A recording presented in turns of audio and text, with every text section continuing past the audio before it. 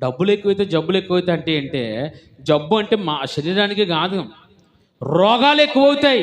ఇది నాది నేను సంపాదించుకున్నది, ఇది నేను సంపాదించుకున్నది కాబట్టి ఇది నాది, నేనే గొప్పోడిని అనే లోపల కొన్ని జబ్బులు ప్రారంభం అవుతాయి.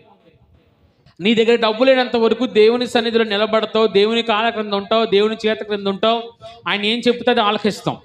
ఒక్కసారి మనలో ఒకవేళ డబ్బు పెరిగినా, ఐశ్వర్యం పెరిగినా, హోదా పెరిగినా, ఒకవేళ ఏదైనా పెరిగినా, ఒకప్పుడు దేవుని మందిరానికంటే పరిగెట్టుకొని వచ్చే నీవు ఇప్పుడు ఎలాగుంటుందట, సమయం లేదు, కొన్ని పనులు నాకు అర్జెంట్ అయిపోయినాయి కాబట్టి మందిరానికి వెళ్ళిపోతానులే. వద్దొద్దు, అలాగ వెళ్ళకూడదు. నీ దగ్గరలో ఏముందరో అక్కడికి వెళ్ళిపోతే అది వ్యర్థమే. నీ గుండెకు జబ్బు ఉన్నప్పుడు ఆ జబ్బుకు సంబంధించిన డాక్టర్ దగ్గరికి వెళ్ళాలి, అంతేగాని ఒక ఆర్ఎంపీ దగ్గరికి వెళ్తే ఏమవుతుంది, చచ్చిపోతాం అంతే. అలాగే నీ ఆత్మీయ స్థితిని బట్టి నీ సేవకుడు, నీ మందిరమో నిన్ను బలపరుస్తున్న నీ సేవకుని బట్టి నువ్వేం చేయాలి, ఆ మందిరానికి వెళ్ళి, అయ్యా నన్ను క్షమించు ప్రభువా, నా ఆత్మనుగో ఇదిగో నేను దిగజారిపోతాను, రక్షించు అని మనం మొరబెట్టుకోవాలి. అంతేగాని దగ్గరగా ఉంది కదా ఇక్కడ పోతే నాకేమొస్తుంది. అలాగే దేవుని సన్నిధిలో నీవు కూడా ఎలా ఉండాలట, అవకాశవాదిల్లో ఉండకూడదు. డబ్బు ఎక్కువైన కొలది జబ్బులు ఎక్కువైపోతాయంటే ఇదే.